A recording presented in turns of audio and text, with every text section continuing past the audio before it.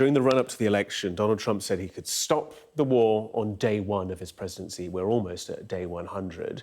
And you can see the frustration, can't you? And the frustration comes out with him attacking everybody else but himself, taking none of the responsibility for not achieving his own objective and instead calling everybody else incompetent. Yeah, and it shows that the Sumy attack is obviously a problem for him, because that attack was so egregious. And the world is saying, how can you possibly be rewarding Putin with more and more inducements to come to the table? And he's further away from it now than he ever was. And they're doing this in Sumy. And so he's distancing himself from the whole process. It's not his fault, whatever's going wrong. It also reflects the fact that, he's never got anything good to say about Biden or Zelenskyy.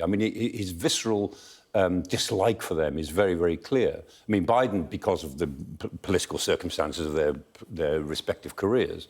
But Zelenskyy, this goes back to his first presidency between 2016 and 2020, because in 2019, he was very angry that Zelenskyy wouldn't cooperate in digging up material on Hunter Biden, Joe Biden's son, who was operating had business interests in Ukraine.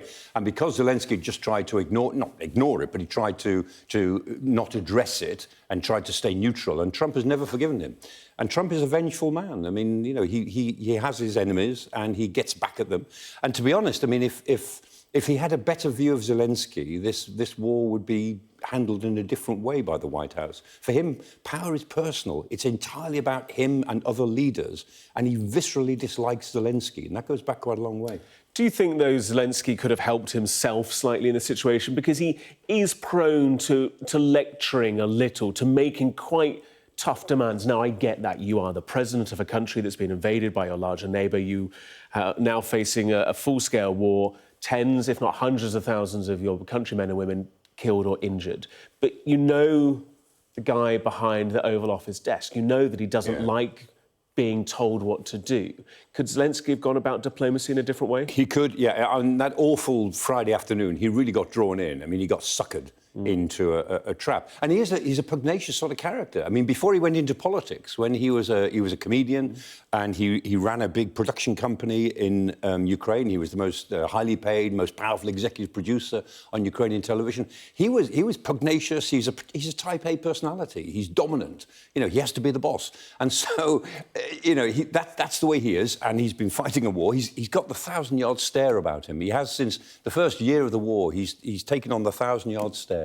And that's what war leaders do, because he's exhausted and he's angry that the rest of the world won't back his fight for survival, because the Western world has said from the very beginning, we're in this as long as it takes. This is a fundamental conflict about good and evil, about autocracy and democracy. We've said all that and we've not followed through on it. So he's very angry with the rest of the world.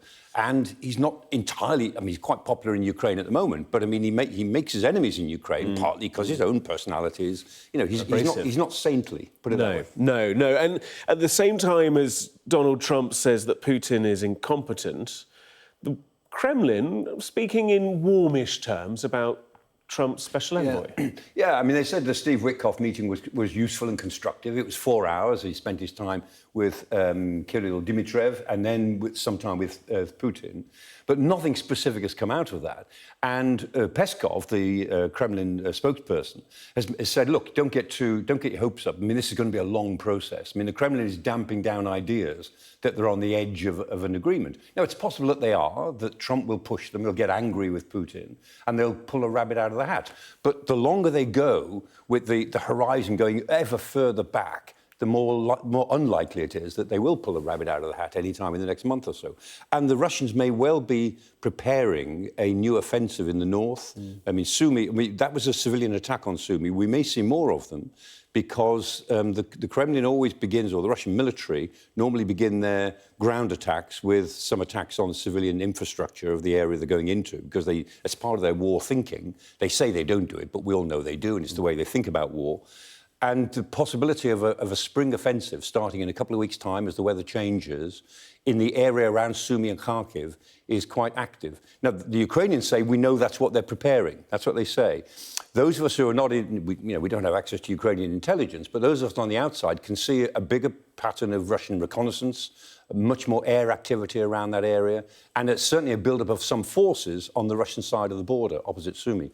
So it is possible that the Russians, in any case, want to hold off any talk of peace for another 2 to 3 weeks, then launch an offensive, then that will change the facts on the ground. And if Trump is getting that message too, my goodness, he wants to distance himself from the whole process.